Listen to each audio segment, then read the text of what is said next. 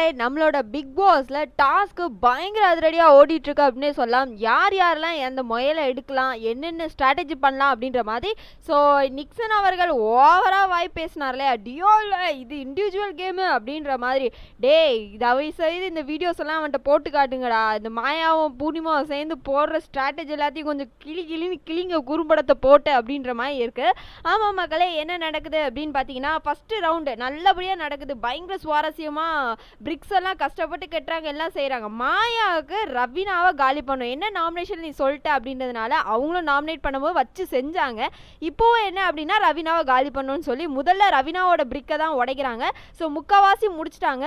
So second round அந்த card வந்து அவங்க வந்து எடுக்கிறது யார் யாருன்னா, நிக்சனுக்கு 2 ரவுண்டு கிட்டத்தட்ட வந்திருக்கு.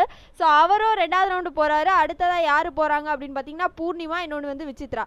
ஸோ முதல் ரவுண்டில் வந்து நிக்சன் மாயா எல்லாரும் போனாங்க. ஸோ மாயா நம்ம ரவீனாவோட தான் பிரேக் பண்ணாங்க.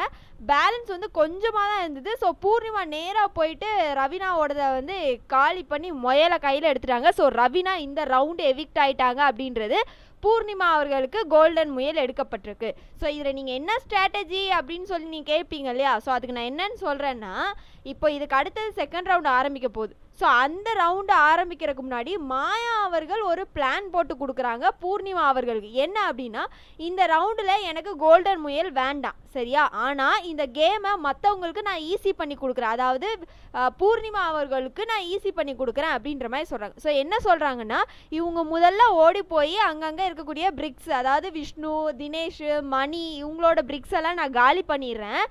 ஸோ ஒவ்வொரு பிரிக்ஸுமே காலி பண்ணுறதுக்கு கிட்டத்தட்ட 2 ரவுண்டு ஆக போகுது. ஸோ 2 ரவுண்டு வந்ததுன்னா நான் அதை பண்ணிடுவேன் அப்படின்ற மாதிரி ஒரு கேம். ஸோ ஒருவேளை 2-3 முயல் மாயாவுக்கு கிடைச்சா கூட ஃபைனலாக வேணும்னே தோற்று அந்த முயலை அவங்களுக்கு ஃபேவரட்டான பர்சன்ட்டை கொடுத்துருவேன் அப்படின்ற மாதிரி மாயா வந்து இப்போ ஸ்ட்ராட்டஜிக்கல் பிளான் வந்து பூர்ணிமா அவர்களுக்கு போட்டு கொடுத்துட்டு இருக்காங்க.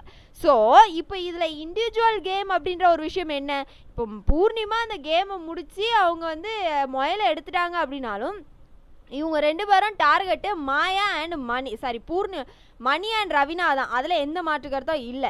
ஸோ இவங்களே ஒரு ரிவெஞ்ச் கேம் ஆடிட்டு பெரிய யோக்கியங்கள் மாதிரி பேசுனாங்க பார்த்தீங்களா, அதுதான் சகிக்க முடியலை அப்படின்னே சொல்லலாம்.